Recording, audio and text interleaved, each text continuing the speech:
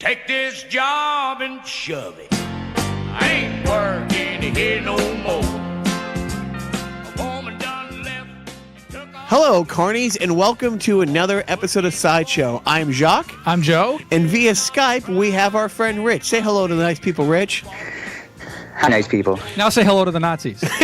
Hi, Nazis. So Was I supposed to go see how? Did I just fail right there? yeah, yeah, you failed. That was, hey, who is the other guy in Wham with my, Ridgeway. There you go. So we have Rich on the show for a number of reasons. One of which is Rich is the producer of the Cinemax show, Mike Judge's Tales from the Tour Bus. Oh, it's not Silk Stockings or whatever the hell that was. Yeah. Red Shoe Diaries. Let's get it straight. I'm the creator. The creator, yeah. So the creator. now, but seriously, how many people do you know in your realm lost their right hand virginity to Cinemax in the '80s? I'm gonna guess all of us. I mean, I can take it a step further and say to Emmanuel. Yeah, there you go. well done. So, a little backstory on Rich. Or Lady Shot Larry's Lover. I think that was another one. Anything on Cinemax after 6 p.m. we can say. I couldn't tell what they were called because it was scrambled. So I just couldn't tell. You had one of those. But still hot. It's funny because when I lived in Holland, it became their porn starts at 6 p.m. on Fridays. Now so does mine.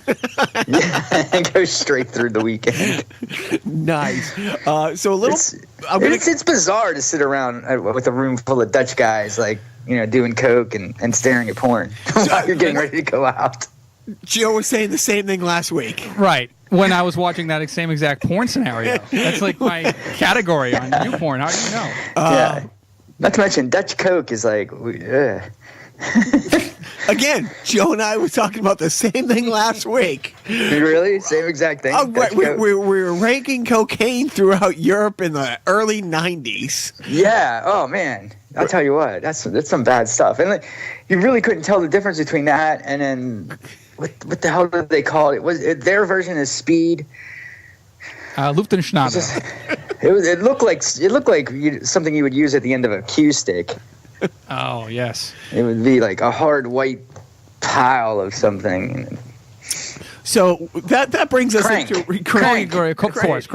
Right. Yeah, it was tip of my tongue. All right, that was a little too easy. I thought it was. Yeah. I didn't say it because I thought that's what everybody called it. Yeah, exactly. Well, it depends on what old U.S. Army base you're flopping on. So here's a little backstory about Rich. Rich and I were neighbors for my last couple of years in L.A. And again, and here's the funny thing, just a sidebar for a second, which is what I'm best at.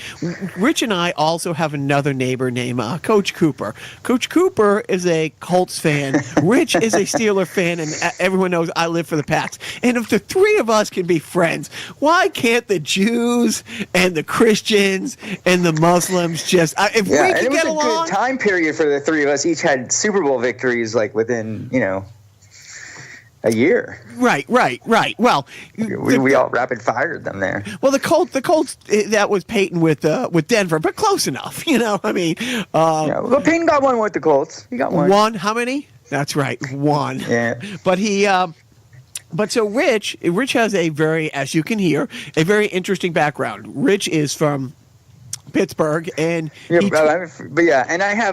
got to say that Jacques Lambert here. The reason I met him is because I have a Jack Lambert tattoo. Yeah. And I would get up in the morning and come out to my car, and there would be a Jack Lambert playing card on my car when I first moved in. I'm like, wow, what a cool neighborhood. Yeah. Well, and then I realized the guy's name is Jacques Lambert. There's an old guy, and we do the hockey group that I play on called FNH. The old guy weekly would just. Every week I got there in the stall, he'd find whatever cards he could for, there's 3 or 4 of us, and he would have any Boston sports person that he's this guy, he's like in his late 80s, and he would either get you sports cards of team from where you were, or people who have the name. And so any Lambert in any sport, I always had a stack of the cards. So Rich Rich has traveled the world. It's funny that I don't know if funny is the right word, but the show Tales from the Tour Bus season 1 is all about outlaw country guys, but yet Rich's foray into music is touring the world. It's with rock bands, with hardcore rock bands, with speed metal bands, with year-long disaster and Karma to Burn. There's like I think there's kind of an unwritten thing that where hard rock people go to country after they aren't as angry as they used to be. Like Darius Ruckers? Sit down, I can smell your album from here.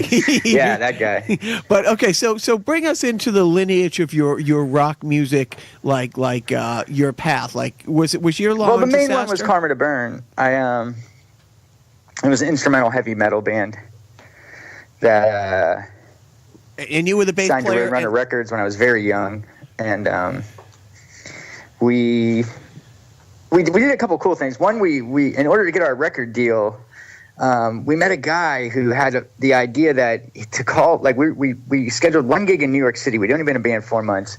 We were living in West Virginia.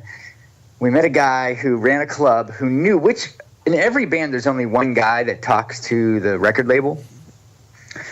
As band members all know, there's always the one guy that does all the talking, and the other dudes never talk to the label. This guy knew that, and he knew which members of which bands talked to the label.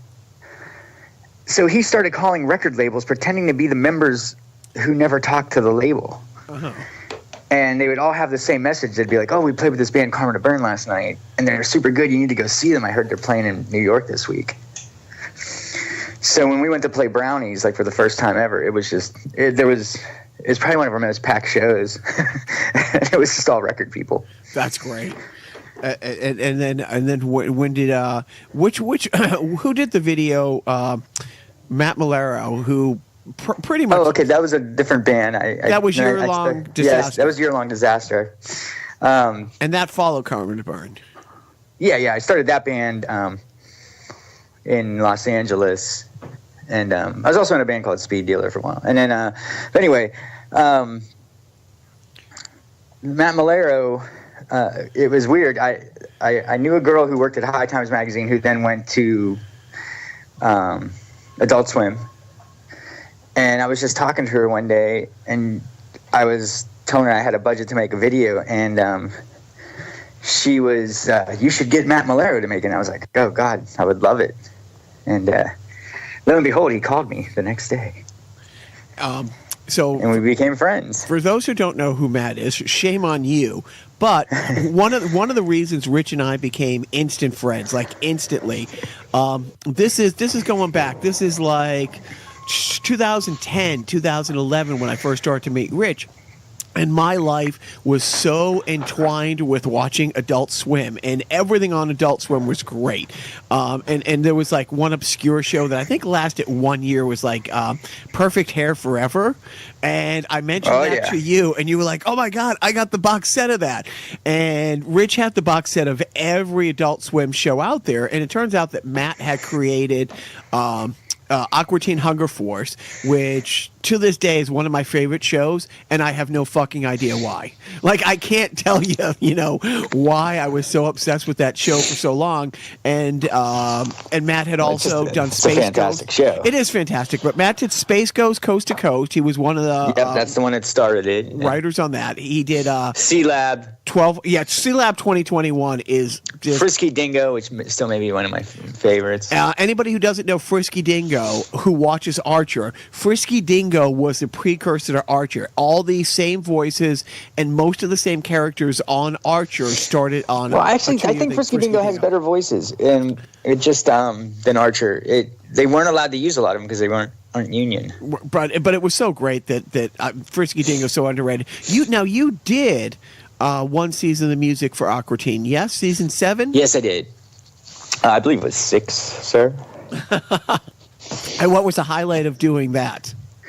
When Matt called me up and said, "Make it as terrible as you can."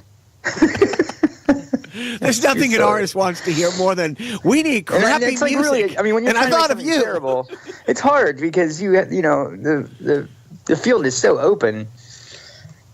Like, how terrible is this? How can I get worse? Can it be worse? And it turns out you can. I always think of Hardware Wars. Remember that little movie when was that in your world, Hardware Wars, Joe? When Obi-Wan, he looks at Luke and he's like, hey, if you can't be good, be terrible. I missed out on Hardware Wars. Like this podcast, I'm kind of just hanging back. But they okay. So now, basketball is a peaceful planet. How did you now? So that's the history up to that in music. Now, how do you fall into Mike Judge's realm? A guy named Scotty Matthews was my drummer. I said I would start a country band before I turned 40. So I went to go do that, and my drummer was Scotty Matthews, and he was at my house one day, and he's like, hey, let's go meet my friend Mike. And I was like, okay, and I went out, and his friend Mike was Mike Judge. Oh, okay, so I didn't know. And so we started hanging out. Me and him lived really close to each other. And I just remember one day we were talking about Johnny Paycheck, and we both Googled him at the same time, and there were no books. There was nothing about him. But we both knew all these great stories about him. So a couple weeks later, Mike called me in the afternoon. He's like, Rich, I was thinking about it, and I think we should do your idea. And I was like, yeah, that idea. I couldn't remember what the idea was.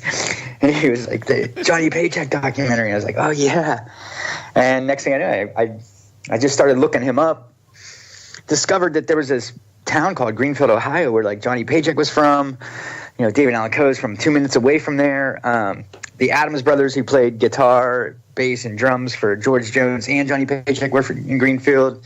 Daryl McCall, Diane McCall, just like all these country stars were all in this little town called Greenfield, Ohio.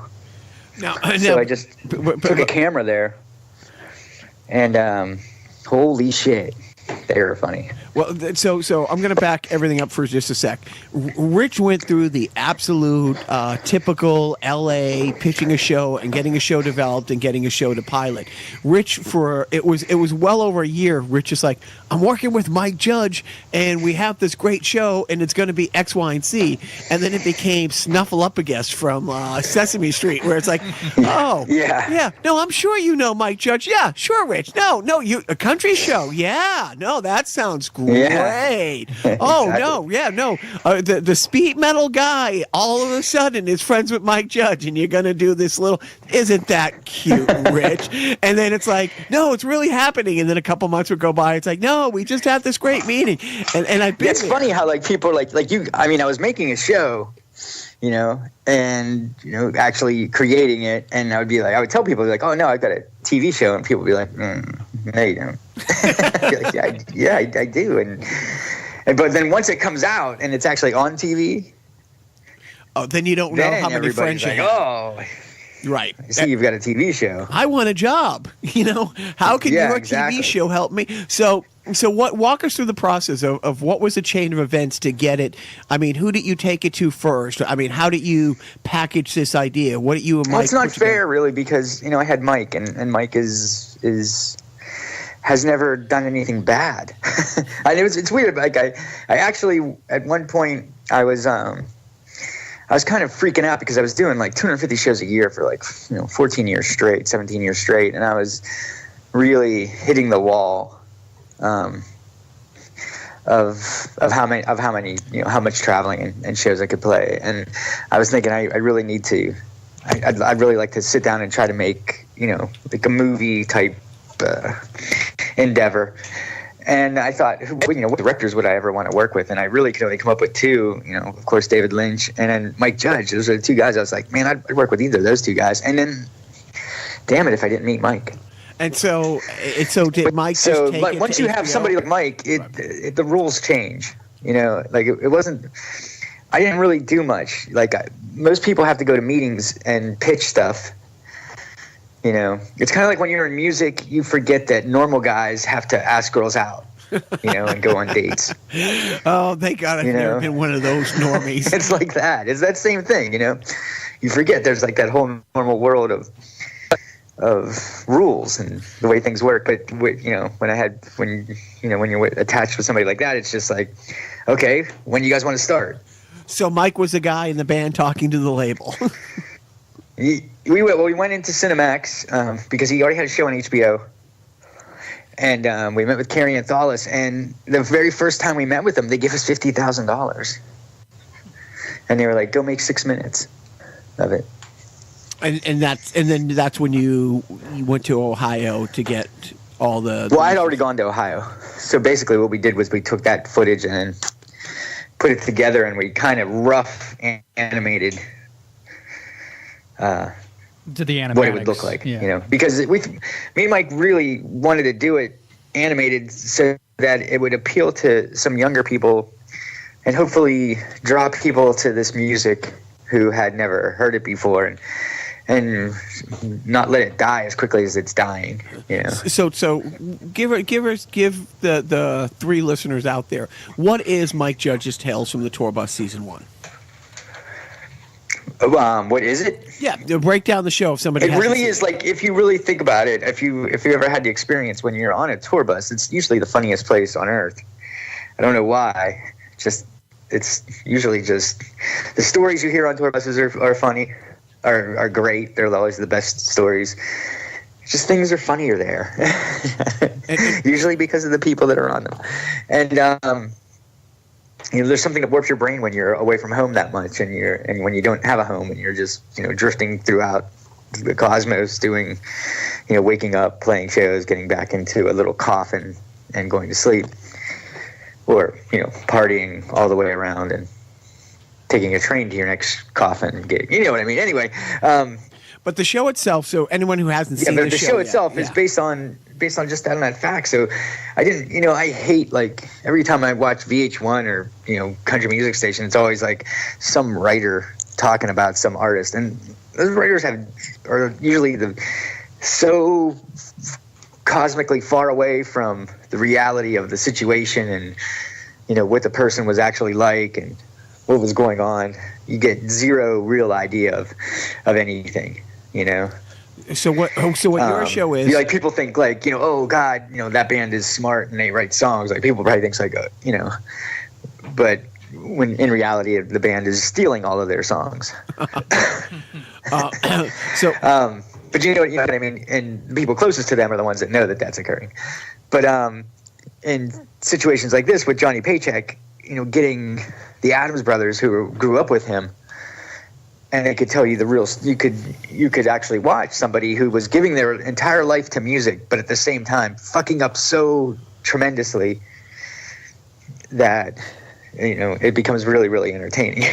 So let me explain for somebody who hasn't seen the show and you know what basically it is. So Rich, they took and I want you to go over who you picked and why as far as the subjects. But Rich has gone around and he's gotten all the people who were in these musicians' world, the either the friends or the studio musicians, and that's who he's referring to with these brothers. And it's all talking head. They're talking about these stories, and then it cuts to news footage or archival footage or video footage when they were on this show or the Grand Ole Opry. And then, but some of the crazy stories, they're reenacted via Mike Judge's artwork, and you know, Mike animates the stories. Well, you know, actually we have Wes Archer doing the animation, and that guy is fantastic, and he has, like, Asperger's, so it's really crazy to watch him work. You know, it's like he will not look at you and talk to you. Jacques knows the feeling of watching somebody with Asperger's work. Yes. God. So what a great disease. It's a really underrated disease. It really is. You know, same thing with Alzheimer's. Think of the new friends you make every day. Why do we always dwell on the negatives? Seriously, but so why did you pick, like, so Johnny Paycheck, and talk about some of the other people on season 1 and why you chose John those? G. raped and murdered my wife. Yeah. With Johnny, is just the consummate rock and roller. I mean, he's everything that you think about when you think about somebody. You know, when you imagine, like, a dude that, like, anything could happen at any fucking given second. You know, and like 5 of our 8 episodes end with a white guy shooting another white guy in the face. It's that white on white crime, man. It's just epidemic. In all 5 instances, these men are shot in the face. I think the furthest away anybody was is like 15 feet from the other person, and all of them live. Yeah, that's pretty fucked up. Which is amazing, you know. And Jerry Lee Lewis shot a guy with a .357 Magnum, which, if you've seen Dirty Harry, it will blow your head clean off your shoulders. But it doesn't. Well, I think aim might have something to do with it. So, yeah. But and what was weird though, going through the show, actually doing the show, is we did uncover a lot of dark secrets, and you did discover why some of the people. Maybe there isn't anything written about them. Were there stories that were just too hot for even Cinemax? Oh God, Jerry Lewis, the killer, lady. Jerry Lee Lewis. He's got at least 3.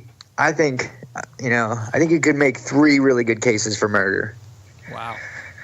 I mean, imagine if you've seen in New York City, if you own a store, your storefront, that big metal grate that you pull down to guard your windows at night to keep them safe. He had one of those at the foot of his bed. Wow. So once he had a girl in his bed, he would pull that thing down, right, lock it, and then his windows had bars on it. So you really weren't going anywhere once you were in that bed. There was his one wife, when she was 25, and all of a sudden he's like, oh, she didn't wake up this morning, Oh. And he paid for the autopsy, so he's the only one who sees the autopsy results. Her parents lived, I think, in Minnesota or something, and the deputies who saw her all said that she had black and blue marks on her throat, but it was just listed as a drug. Overdose or so that's going to be on the DVD. That. Oh, those will not be on. And then also with Johnny Paycheck, I had there was a couple stories. Like one, he had a 12-year-old girl in his hotel room. He was very much like Roy Moore. Yeah, I was going to say he could be a senator. Yeah, but Johnny's scam would be parents would bring the kid to his show. He'd make friends with the parents. And then inevitably, he would either send the parents on a drug run or on some sort of run where the kid would be left alone, And in this instance, in Canada, he was able to get the girl to come back to the show on her own, a 12-year-old, and come up to his hotel room. I think if you're a parent and you're going on drug runs, maybe your child isn't always going to be in the safest of situations. Yeah. I mean, you're not that far away from the Health and Human Services in action. But there's probably some other issues. But that was one of the cases where Johnny Paycheck actually, he had a woman. I mean, his version was that the mom went on a drug run. She came back and saw him making out with her 14-year-old daughter. So now she's 14, not 12. How long was that drug run? The girl that he's seeing, she's 14, But she also, I had pictures of her with the lead singer of Alabama, too, Oh, So intimate pictures. So as it all comes back to Alabama. Yeah, with these kinds of things. It circles around.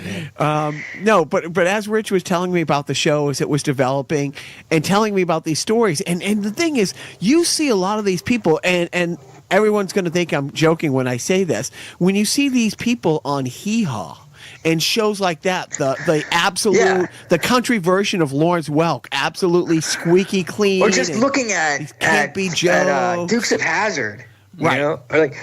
Honestly, this brings me back. One of the greatest conversations I ever had in my life was I went to a party.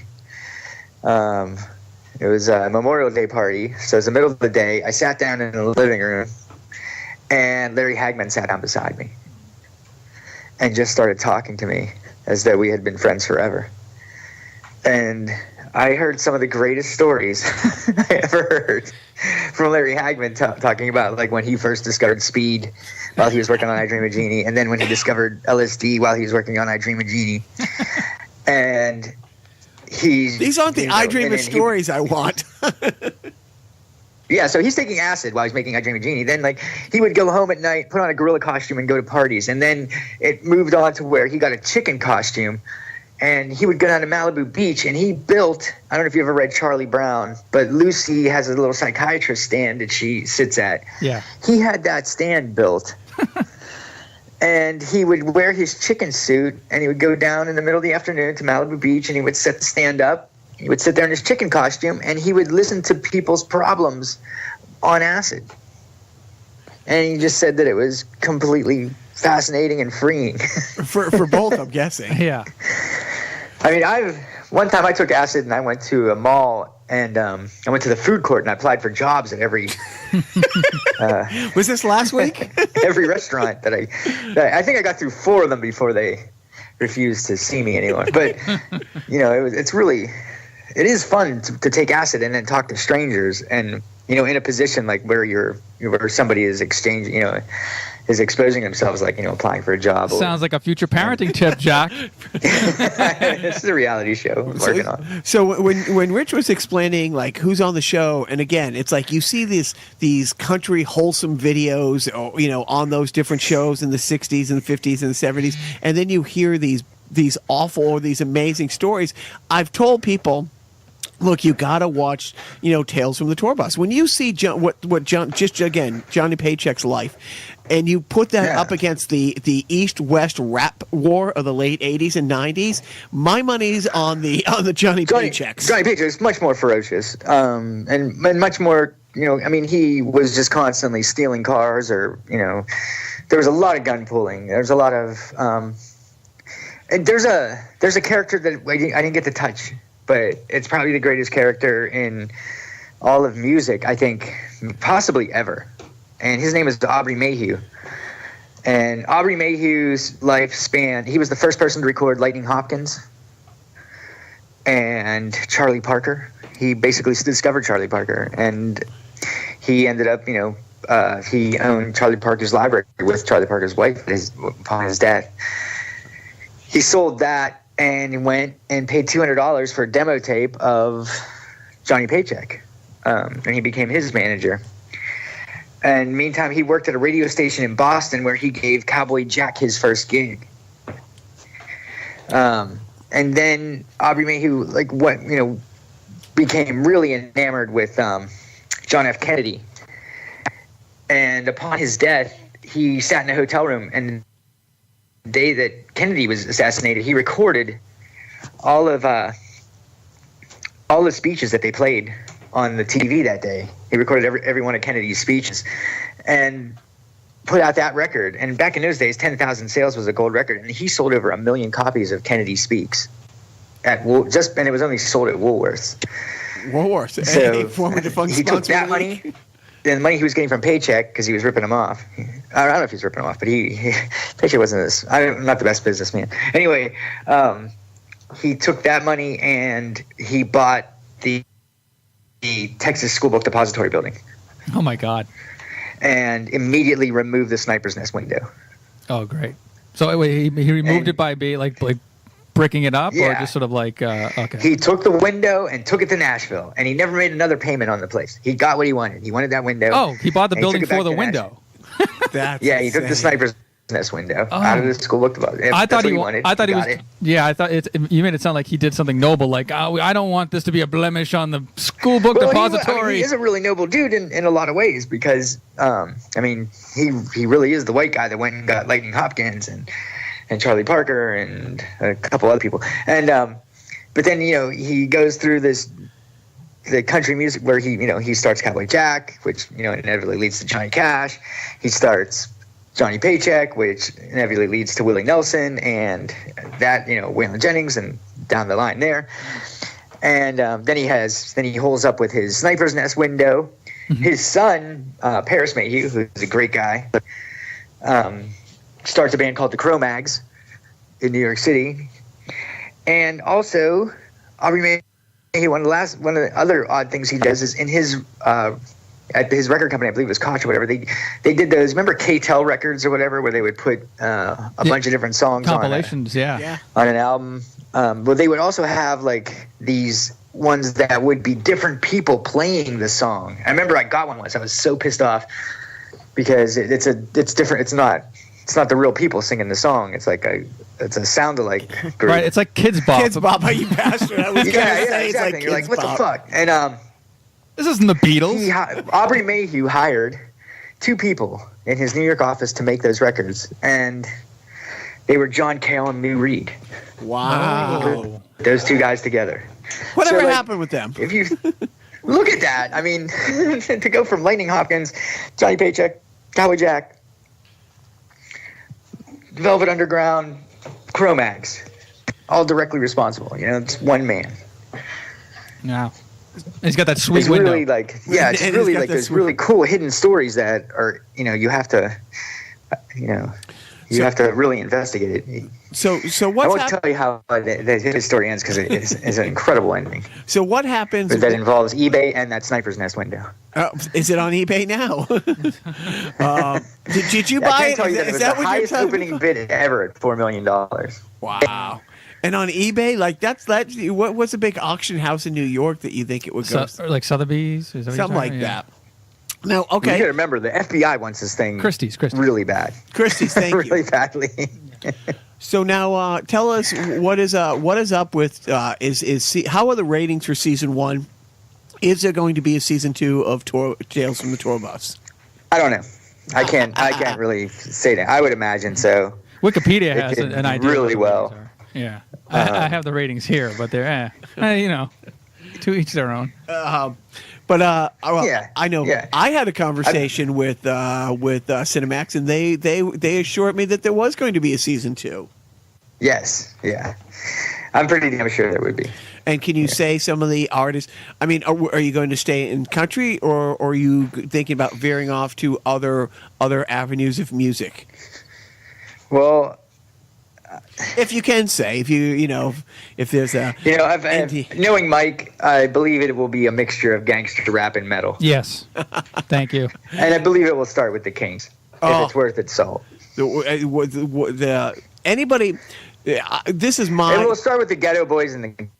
Those are like the two groups that really have incredible stories. I mean, I will tell you, this is what I know non-stop action about and the Kings. Great music. The Kings are on the same path as the Rolling Stones and the Beatles. They would be thought of in the same breath as the Rolling Stones and the Beatles if they could get the fuck out of their own way. But you've never If they had not been banned from the United States for about 10 years, which they were, they would be, I believe they would be bigger because they have better songs. And not only that, but the Beatles are really, they're not, like the Beatles to me, are a lot of their songs sound like the Paul McCartney songs all sound like Barney to me. Well, I love you. the other thing about the Kings, but then the John Lennon songs are really, some of them are really cool. It's the guy, really cool. Bob Mercer. But the Rolling Stones have just a lot, they're like Led Zeppelin where they have a lot of songs that just really aren't theirs.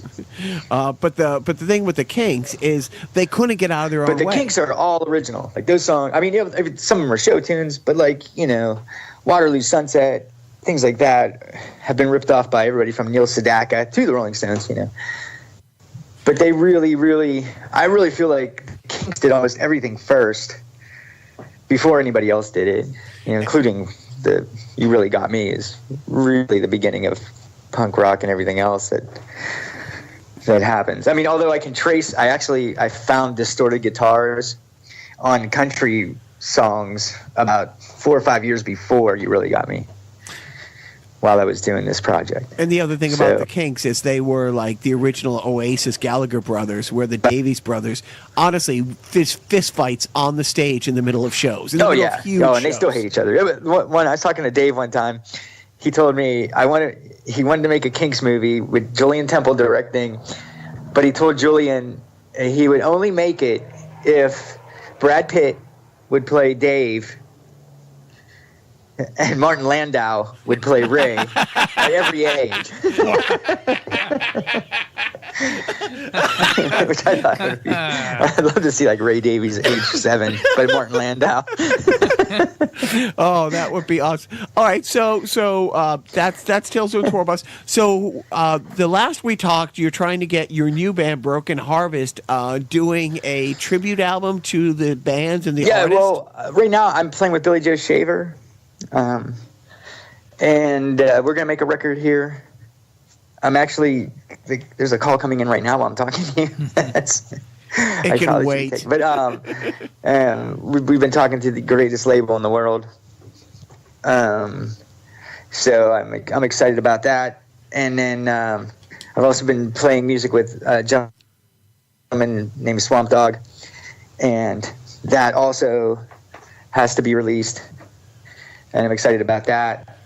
So it's a lot of one of the really cool side effects of this project was making friends, and continuing to have like developing friendships with a lot of my favorite musicians, like especially Billy Joe Shaver, Jesus Christ, he's so good, and Swamp Dogg, just really, really good guys that really are actually getting better. You know what I mean? Like right now, like Billy Joe's voice right now sounds better than it ever did. And lots of times we end the show with a song. Do you want to email like Joe and I a song that you want us to play out that you've recorded with Billy Joel that can be used? Billy Joel. Billy Joe Shaver. Billy Joel? You want to do? No, I don't want a Billy. Virginia. There's Don't let nothing it be I late want for again. Billy Joel. It'll start much too late soon. But a song. I'll be the one. But send us a song that we will play out. Is there anything else you want to plug before we wrap up? New Year's Eve at the Roxy. Oh, is that with you? I believe it's going to be Billy Joe Shaver, Swamp Dogg, and Norm Macdonald. Oh yeah. And do you have social media that people can follow you on? Oh sure, yeah. My name is Richard Mullins, R.A. Mullins, Richard Mullins, Strom Detmer. I don't know. There's a Richard Mullins gospel singer that ruins everything for me, so I never know what name I have to use. Well, it's like Dan Cray and the Yeah. and then There's like actually really good articles where they ask Richard Mullins, the dead gospel singer, what his favorite songs were, and then the picture is me. All right. Well, on the description of this, up on Podbean and up on iTunes, we will put your social media, Social Security number. Social Security number. If you favorite could color. do that, I welcome identity theft. So do I. It's like somebody steals from me. It's like Yeah, man. I mean, you're complacent all the time, just having day-to-day success. So seriously, Rich, good luck with the rest of the season. Thank you for coming thanks, on the man. show. Joe, any last thoughts? I think this has been a wonderful interview, and do email us your Social Security number because I want to test out the LifeLock security system. Let's see how Let's do good it. Yeah, I mean, I would like to test it out by plastering it on the side of a building or moving the van. That guy got the story behind that guy is that his identity was then since hacked like 3 more times. Like since Yeah, The exactly. guy who created the guy who created LifeLock, one of the ad campaigns was that he put his Social Security number on Right. the side of a board. How'd that work out for him? Well, he's still in business. Is it like he had the Russians Yeah, doing the security at the embassy for the United States in Russia? All right, that's a different show. Gentlemen, it was really great talking to you. Thank you, Rich. Thank you, Rich. hey. Rich, You guys are fans. do Yes, not sir. do not forget.